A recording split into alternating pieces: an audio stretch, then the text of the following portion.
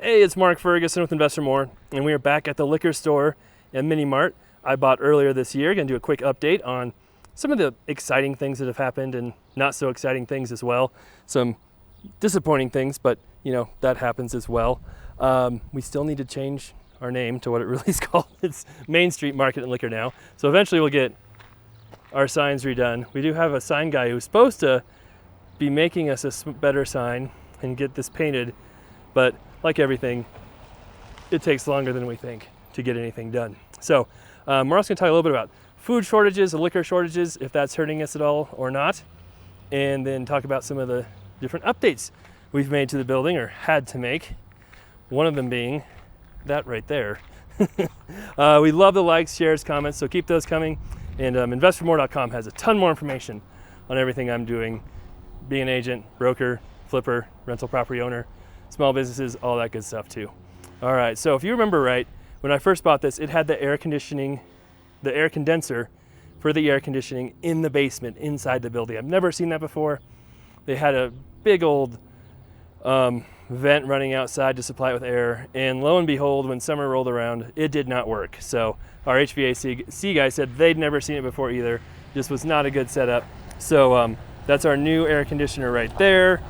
We actually had to close earlier today for a little bit because we were getting that all set up, power to it, and power had to be shut down to the store for a while. So got that done. We actually opened quicker than we thought we would, so that's good. But it's never fun having to shut down the store. That's the first time we've shut down since we had our opening day. So that's good. And we're actually thinking about expanding our hours even more because things are going very well. All right, here's the back of the building, and where was it? We lost internet for 2 days because, was it that post? One of the vendors ran their truck into the post and it knocked out our internet for 2 days. So I'm not sure which one it was, but luckily we have Clover, and Clover lets us do transactions and run credit cards while offline. And then once we get back online, it'll send them all through, or you can use a hotspot with it. So really glad we switched to Clover and had that backup because we could still stay open, run. There's no problems there. So that was cool to see. This garage is supposed to be mine now. That's the previous owner's. She's supposed to have it till the end of May, but she still hasn't given me keys yet. So I need to check with her again because I haven't been in there yet. Maybe I'll do that right now and see if I can get in there. And then I unfortunately have to post an eviction notice for upstairs today as well. That's never fun. So I'll talk about that here a little bit too. So first let's go in the store, see what's going on there, talk about some supply issues, and then think about all the other things I want to talk about on this video.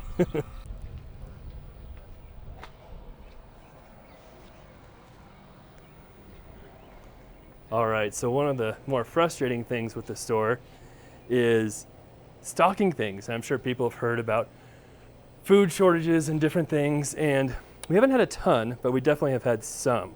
So we're not on the verge of not having products or not having food. We just don't have everything we hoped we'd have.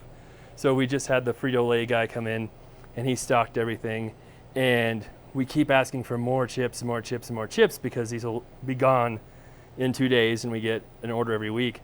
And he says he puts in orders for more chips. He just can't get them.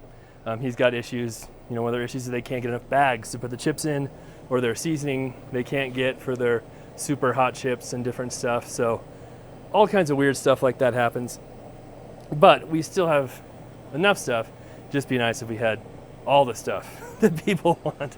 But some of the good news is we got our Pepsi cooler. Yay, here's our brand new cooler. And it's really cool because Pepsi gives this to us for free, right? If we stop using it, they want it back. But they let us use it for free, and they stock it and fill it up the first time for free.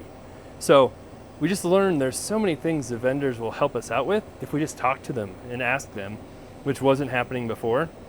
Again, the Aquafina, they gave that to us for free as well. So all kinds of cool stuff. So now we can kind of rearrange. We're supposed to come back and restock this.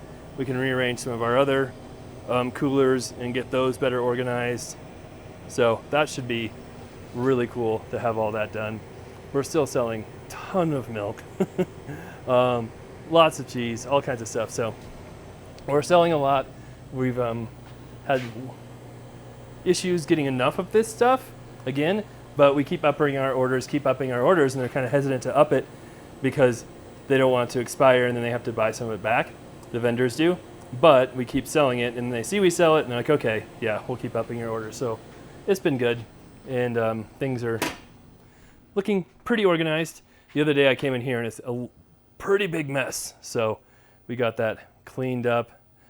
Stock room is mostly stocked. Again, we can't get everything we want, but we can get most of it. So, and the same thing on the alcohol side. There's just some stuff we can't get that people want and expect, which is frustrating. It's like, hey, we wish we could carry this for you. We wish we had some. We just can't get it.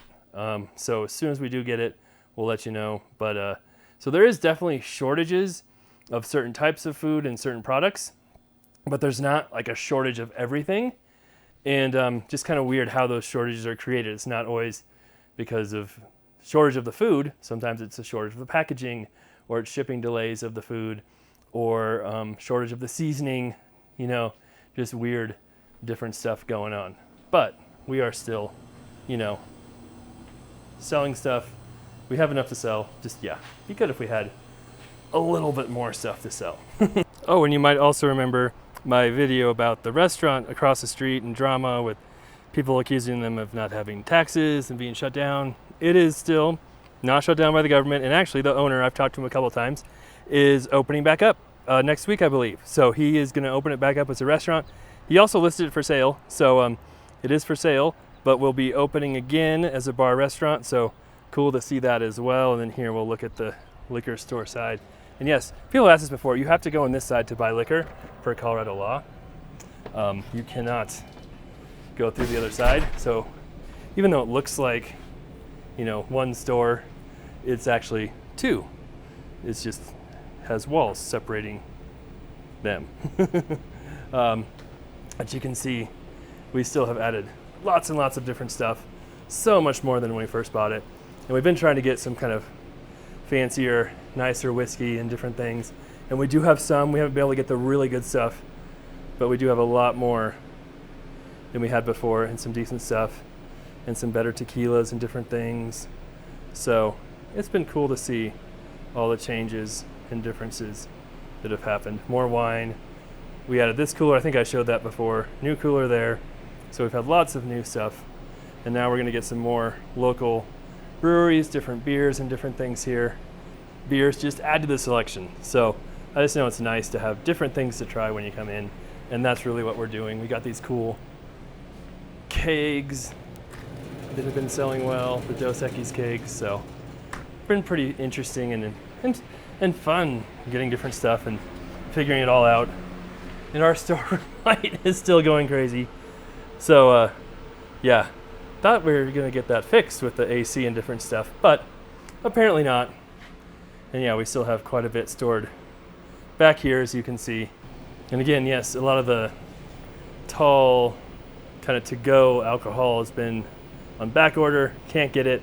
That's why we've got empty shelves here. Normally those are all full, but we just simply can't get those right now. So again, not the end of the world. We have other options, but it'd just be nice to have all of those options. And it's the same company, same, you know, type of stuff, just some we can get and some we can't get. Another interesting thing I just heard about, which I did not know about, is up here. I have noticed this before, that there's some holes in the walls right there. And then, I don't know if we can get very close here. You might be able to hear all of the birds chirping in there. So there are birds chirping, whoops, hold on, in the wall, and there's lots of nests apparently inside the building. So yeah, we're gonna call a few people and see what the best option is to get them out and seal that up. We don't want to just seal it and lock the birds in there. We want a little better option than that, and hopefully make sure that that's not an issue going forward. So always interesting stuff going on in the Ferguson real estate world, that's for sure. So unfortunately we had to serve an eviction notice to one of the tenants upstairs. These are the units upstairs, just pictures I had from before. and he got 3 months behind on rent, wasn't responding to calls, texts. Then all of a sudden he said he was going to catch up, didn't bring rent in multiple times when he said he was, so we had to serve that. And so if he can pay everything and catch up, I'd still rent to him. He's a really nice person. But if not, then unfortunately we have to go through with that eviction, or hopefully he can just move out on good terms. But we may be seeing one of those units upstairs if that's the case.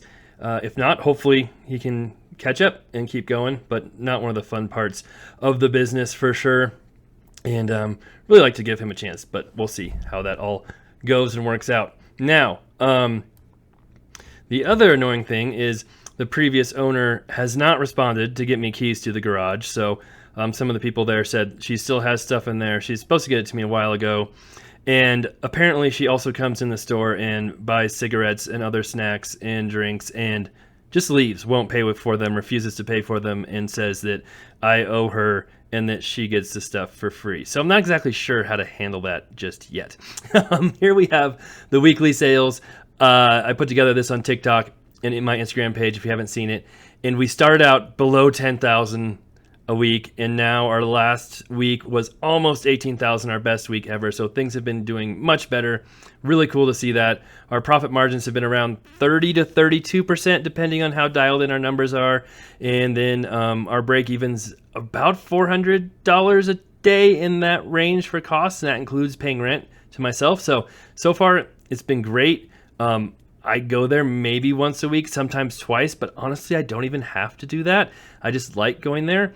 So far, it's been a really fun experience, and don't see anything changing with that in the near future. All right, there's the store. Love the likes, love the shares, love the comments. Keep those coming. InvestForMore.com has a ton more information on what I'm doing, and I'll have some more articles on running a small business and things like that on there as well. And then we'll have a link below to the store when I first bought it as well, so you can see what it looked like then. All right, thanks a lot. We'll be back soon.